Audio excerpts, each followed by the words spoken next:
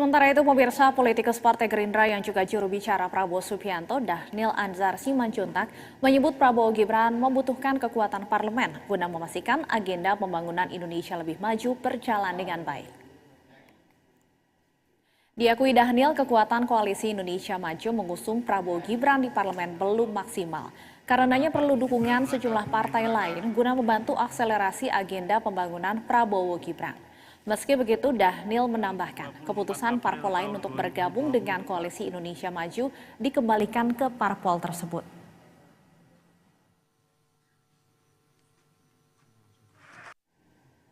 Begini, yang paling utama yang dibangun Pak Prabowo itu adalah komunikasi, membangun mutual understanding, kesepahaman bersama. Apakah kemudian nanti bergabung bersama pemerintahan Pak Prabowo dan Mas Gibran atau tidak, itu tentu dikembalikan kepada partai politik bersangkutan. Nah, yang kedua, tentu secara politik Pak Prabowo membutuhkan kekuatan parlemen yang seimbang.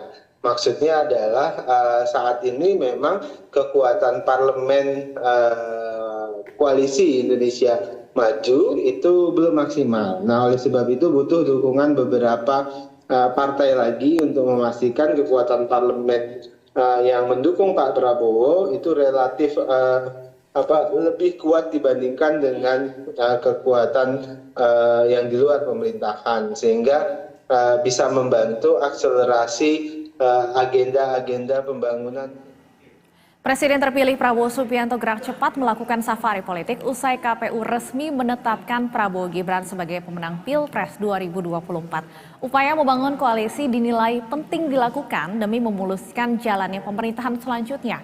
Bagaimana peta kekuatan Presiden terpilih Prabowo Subianto nantinya, baik di pemerintahan maupun di parlemen, kita akan membahasnya bersama Arya Fernandes, pengamat politik CSIS. Selamat sore, Mas Arya. Sore, Tiffany. Ya, Mas Arya, kita sudah melihat ya pasca penetapan Presiden dan Wakil Presiden terpilih sudah mulai ada silaturahmi ya antar partai politik. Nah, saya ingin tanyakan dulu dari prediksi Anda, partai mana saja yang akan bergabung dengan pemerintahan Prabowo Gibran dan partai mana yang akan bertahan berada di luar pemerintahan? Baik, kalau kita lihat beberapa indikasi yang muncul beberapa hari terakhir itu memang menunjukkan bahwa proses dengan PKB dan Nasdem sepertinya akan ditempuh oleh Pak Prabowo, dan kemungkinan ada peluang Nasdem dan PKB untuk bergabung dengan koalisinya Pak Prabowo. Tapi kalau kita lihat di sisi lainnya, PDIP sepertinya masih membuka opsi untuk terbuka opsi bagi PD Perjuangan untuk menjadi partai posisi, dan saya kira itu baik ya, karena demokrasi kita juga membutuhkan satu kelompok pengontrol yang juga kuat ya, karena nanti kalau tidak ada kelompok kontrol itu akan pincang ya. Nah, karena ketika kita memilih demokrasi di awalnya, tentu kita juga harus siap bahwa dalam demokrasi tentu harus ada oposisi. Dan kalau kita lihat ke depan, saya kira tantangan yang mungkin akan dilalui adalah bagaimana Pak Prabowo, kalau kita lihat dan kita hitung, itu total kursi pendukung koalisi 02, yaitu yang diisi oleh Partai Golkar, Partai Gerindra, Partai Demokrat, dan PAN, itu total persentase kursinya di DPR itu di sekitar 48%. Jadi belum tembus 50%. Makanya kemudian dalam 2 hari belakangan ini, Pak Prabowo intens sekali bertemu pimpinan partai politik ya, untuk memang muaranya adalah untuk mengajak bergabung di kabinet ya. Ya, Mas Arya, kalau Anda melihatnya akan seperti apa sih pemerintahan Prabowo Gibran jika memang tanpa PDIP nantinya di dalam koalisi? Apakah akan mengganggu percepatan program-program yang ingin dijalankan pemerintah Prabowo Gibran, ataukah justru baik untuk check and balances pemerintahan yang akan datang? Saya kira baik ya. Kita butuh satu kelompok kontrol yang berasal dari parlemen, dan juga kelompok kontrol yang berasal dari eksternal, masyarakat. Bisa masyarakat sipil, media massa, dan kampus. Dengan begitu kita akan ada kontestasi gagasan di parlemen. Setiap kebijakan publik yang dibentuk itu akan terus melewati proses bersama, dibicarakan secara bersama dan mendapatkan alternatif-alternatif pandangan dari lainnya ya. Jadi meskipun nanti PD Perjuangan misalnya memilih menjadi partai oposisi, saya kira itu adalah pilihan yang sangat-sangat baik ya. Karena dengan menjadi oposisi tentu PDIP akan memberikan perspektif lain soal kebijakan ya.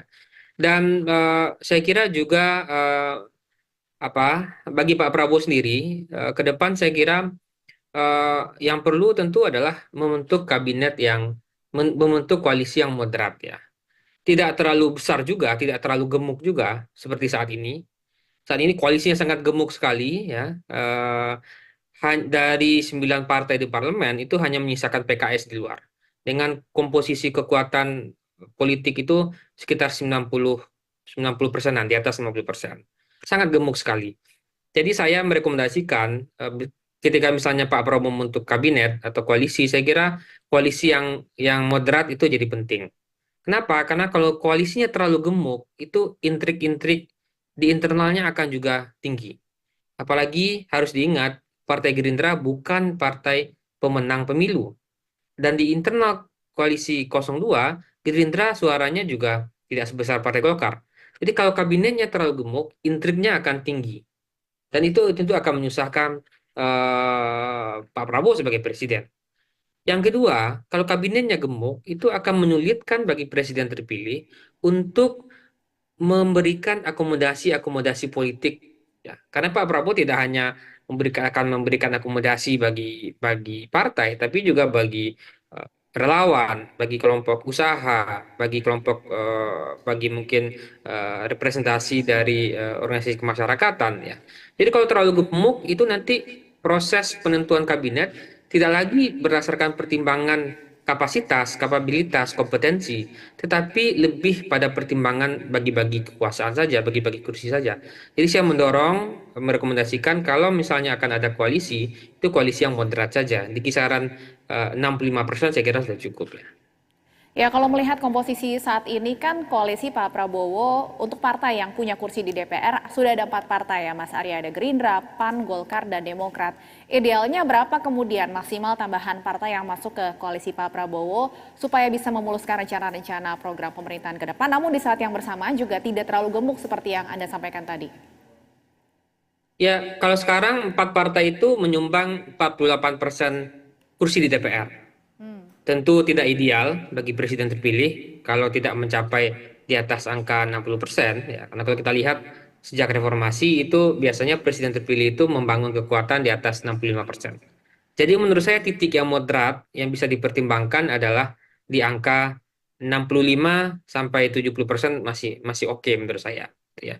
Dan menurut saya juga oposisi yang kuat juga tidak perlu menjadi kekhawatiran dan apa namanya dan dan dan jangan sampai juga muncul semacam apa namanya semacam pikiran bahwa kalau oposisinya kuat itu akan mengganggu pemerintahan. Karena kalau kita lihat di konstitusi kita itu presiden itu punya power yang kuat ya. Bahkan proses pemakzulan presiden itu sangat berat sekali. Dan dalam proses penentuan undang-undang itu presiden punya 50% kekuatan, 50% lainnya ada di DPR. Dan di DPR ini terbelah-belah juga pada beberapa partai. Jadi saya kira kita butuh pemerintahan yang stabil, tapi kita juga butuh oposisi yang efektif gitu. Untuk itulah kita bisa bangun demokrasi kita menjadi lebih berkualitas. Ya. Mas Arya, kalau melihat pertemuan kemarin dan hari ini kan sepertinya Nasdem dan PKB berpeluang untuk masuk dalam koalisi Pak Prabowo. Artinya menyisakan PDIP dan PKS sebagai oposisi. Akan seperti apa Mas Arya kedua partai yang kita tahu biasanya selalu berseberangan ini kemudian berada di posisi yang sama, berada di luar pemerintahan? Saya kira partai itu adalah satu organisasi yang paling rasional. Dan partai itu adalah satu organisasi politik yang paling cepat beradaptasi. Jadi kalau PKS dan PDI Perjuangan pernah berada dalam mewakili satu pandangan politik yang berbeda, saya kira dalam beberapa hal partai akan cepat beradaptasi dan saya kira mereka akan bisa kerjasama kalau misalnya PDIP dan PKS memilih menjadi partai posisi. Karena kenapa begitu? Karena kalau kita lihat di daerah ya atau dalam proses pencalonan kepala daerah itu di beberapa daerah itu PDIP dan PKS itu bisa bertemu, bisa berkoalisi. Ya, jadi menurut saya itu meskipun pada sejumlah isu pandangan politik PDIP dan PKS itu berbeda, tapi kita harus lihat bahwa organisasi yang paling cepat beradaptasi itu adalah partai.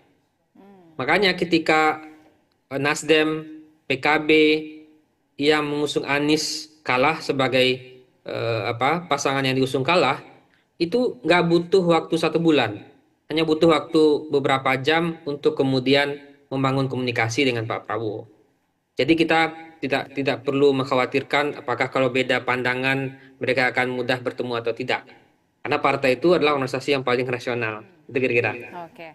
Ya, Mas Arya, kalau benar nantinya Nasdem dan PKB bergabung ke koalisi Pak Prabowo, Anda melihatnya akan seperti apa penerimaan di internal koalisi Indonesia Maju sendiri, khususnya untuk partai Golkar, PAN, dan juga Demokrat? Saya kira mereka akan bisa menerima dengan baik ya, karena koalisi ini sadar bahwa total perolehan suara itu belum mencapai 50% dan tentu dibutuhkan asupan kekuatan tambahan ya. Dan kalau kita lihat model-model seperti ini bukan terjadi sekarang juga ya. Sejak 2004 saat pertama kali Pak SBY terpilih sebagai presiden di putaran kedua, ketika itu bertarung melawan Ibu Mega, Partai Golkar yang ketika itu tidak mencalonkan Pak SBY kemudian tiba-tiba masuk. Dan di sana relatif tidak ada penolakan. Begitu juga terakhir ketika Partai Gerindra di periode kedua Pak Jokowi masuk menjadi anggota kabinet Pak Prabowo, relatif juga situasi internal koalisi juga biasa saja. Jadi kuncinya menurut saya ketika presiden terpilih bisa memberikan posisi yang proporsional pada setiap partai politik, terutama alokasi kursi menteri, saya kira partai-partai bisa menerima. Baik, kita nantikan dinamika politik ke depannya, dan saat ini juga pertemuan antara Partai Nasdem dan Pak Prabowo juga tengah berlangsung tentunya. Kita nantikan bersama. Terima kasih Mas Arya Fernandes, pengamat politik dari CSIS, sudah bergabung bersama kami di Berita Satu Sore. Terima kasih, Stefani.